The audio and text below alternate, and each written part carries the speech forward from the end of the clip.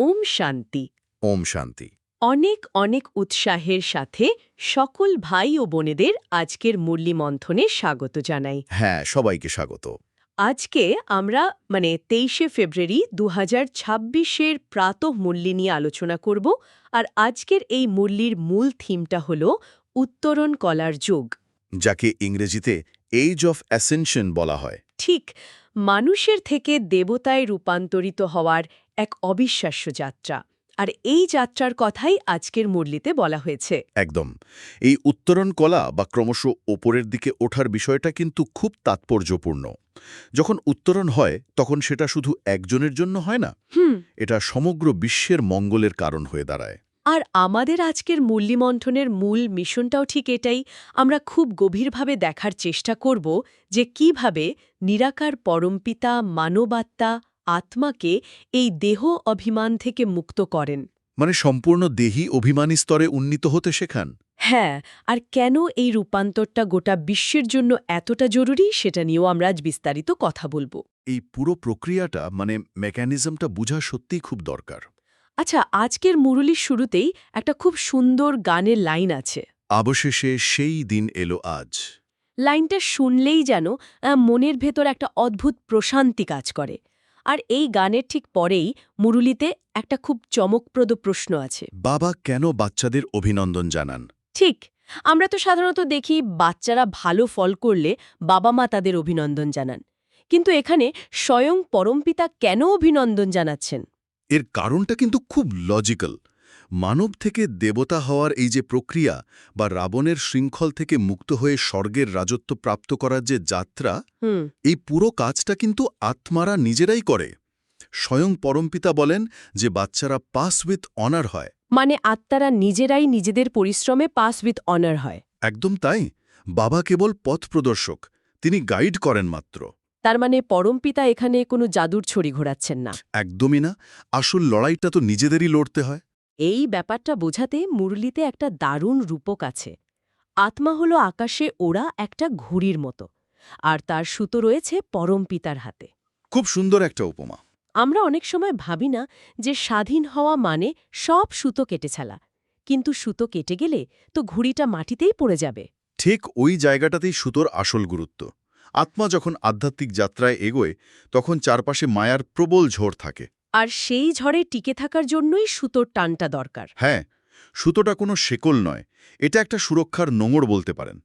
আত্মা নিজের ক্ষমতায় উড়ছে, কিন্তু চূড়ান্ত সুরক্ষাটা ওই পরম শক্তির হাতেই আছে।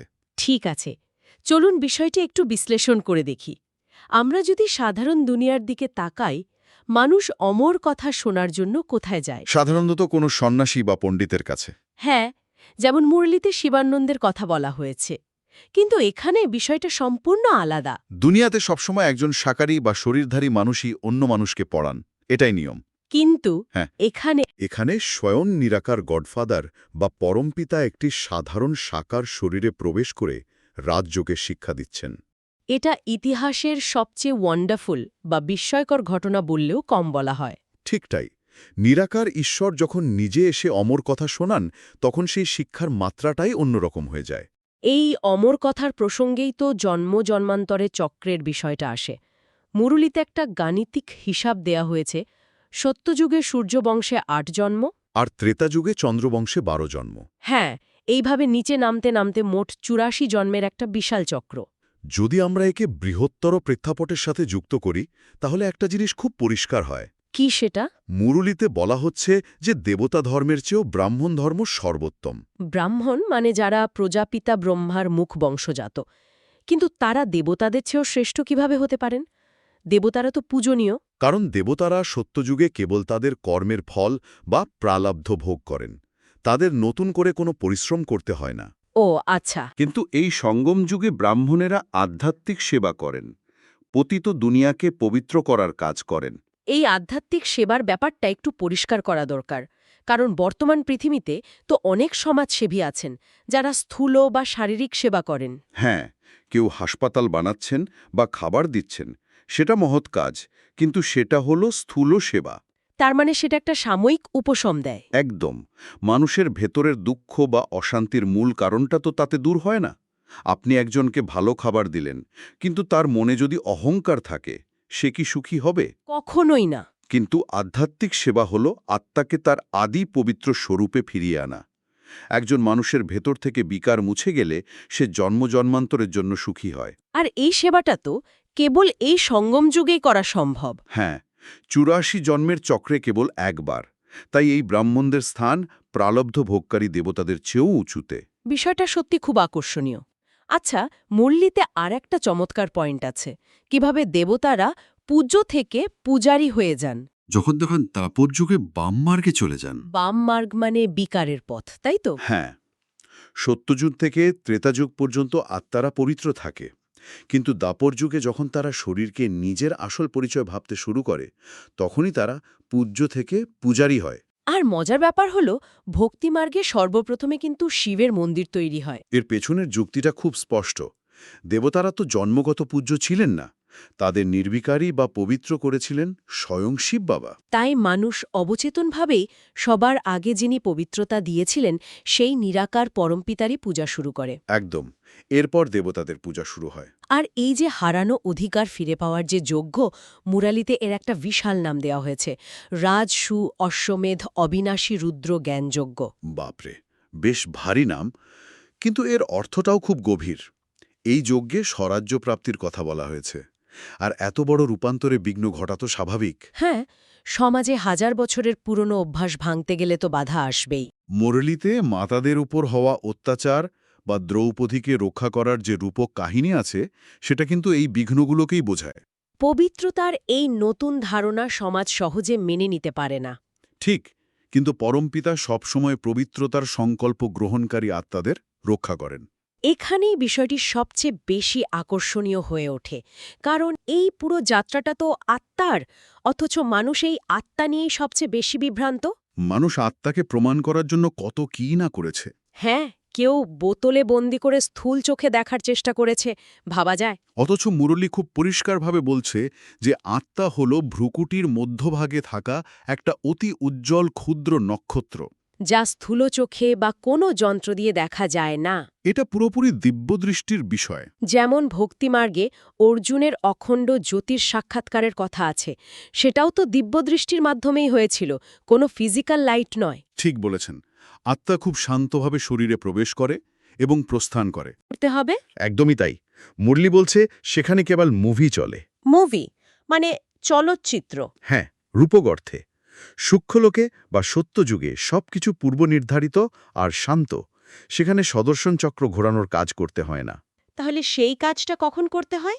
এই বর্তমান সঙ্গম যুগে আত্মাদের নিজেদের স্বরূপে স্থির থাকার যে পরিশ্রম বা জ্ঞানকে স্মৃতিতে রাখার কাজটা এখানেই করতে হয়। আর তার শান্তিময় ফল বা মুভিটা দেখা যায় সত্যযুগে। ঠিক। দারুণ। আচ্ছা, সত্যযুগের কথা যখন এলোই, তখন জন্মের বিষয়টাতে আসি। সত্যযুগ এবং কলিযুগের জন্মের মধ্যে মুরলিতে একটা বড় পার্থক্য বলা হয়েছে। হ্যাঁ, সত্যযুগে জন্ম হয় অতি স্বাচ্ছন্দ্যে। আত্মারা আগে থেকেই জানে যে তাদের নতুন শরীরে যেতে হবে। আর মাতৃগর্ভকে সেখানে গর্ভমহল বলা হয়েছে, পুরোপুরি গর্ভজেল। কারণ এখন জন্মের সাথে অনেক কষ্ট জড়িয়ে থাকে। ভিকারের কারণে জন্ম হয় বলে এটা মা এবং শিশু দুজনের জন্যই জেলের মতো যন্ত্রণাদায়ক। এই পার্থক্যটা সত্যি আমাদের ভাবায় আধ্যাত্মিক পবিত্রতা একটা প্রাকৃতিক অভিজ্ঞতাকে কতটা সুন্দর করে তুলতে পারে। আর এই পবিত্রতা বোঝাতে মুরলীতে মাতাদের নদীর সাথে তুলনা করা হয়েছে। আর ভ্রাতাদের মানে গোপদের বলা হয়েছে জ্ঞানের মানস সরোবর। নদী যেমন বয়ে গিয়ে চারপাশ পবিত্র করে, তেমনি মাতারা পবিত্রতার বাহক, আর মানস সরোবর হল অগাধ জ্ঞানের প্রতীক। এই দুয়ের মিলনেই তো পবিত্র গৃহস্থ আশ্রম তৈরি হয়। একদম। তাহলে এতক্ষণ আমরা যা আলোচনা করলাম, হ্যাঁ, তাহলে এই সব কিছুর অর্থ আসলে কি দাঁড়ালো? এত গভীর তত্ত্ব বা রূপকের মূল নির্যাসটা কি? এর উত্তর লুকিয়ে আছে আজকের মুরলীর বরদান আর স্লোগানের মধ্যে। বরদানটি হল একজন যোগ্য শিক্ষক হওয়া নিয়ে। যোগ্য শিক্ষক, যিনি খুব ভালো পড়ান। না, কেবল কথার মাধ্যমে যিনি শিক্ষা দেন তিনি যোগ্য শিক্ষক নন। তাহলে যোগ্য শিক্ষক তিনি, যার নিজের আচরণ, চরিত্র এবং কদম কদমে শিক্ষার প্রতিফলন ঘটে। মানে মুখে যা বলছেন, জীবনেও সেটাই করে দেখাচ্ছেন। ঠিক। আর স্লোগানটিও সাথে যুক্ত। সংকল্পের সিদ্ধি প্রাপ্ত করার জন্য আত্মায় শক্তির জ্বালানি ভরতে হবে। জ্বালানি ছাড়া তো গাড়ি চলে না, আত্মিক শক্তি ছাড়াও শ্রেষ্ঠ সংকল্পগুলো বাস্তবে রূপ পায় না। একদম তাই। শক্তির সেই জ্বালানি আসে পরমপিতার নিরন্তর স্মরণের মাধ্যমে।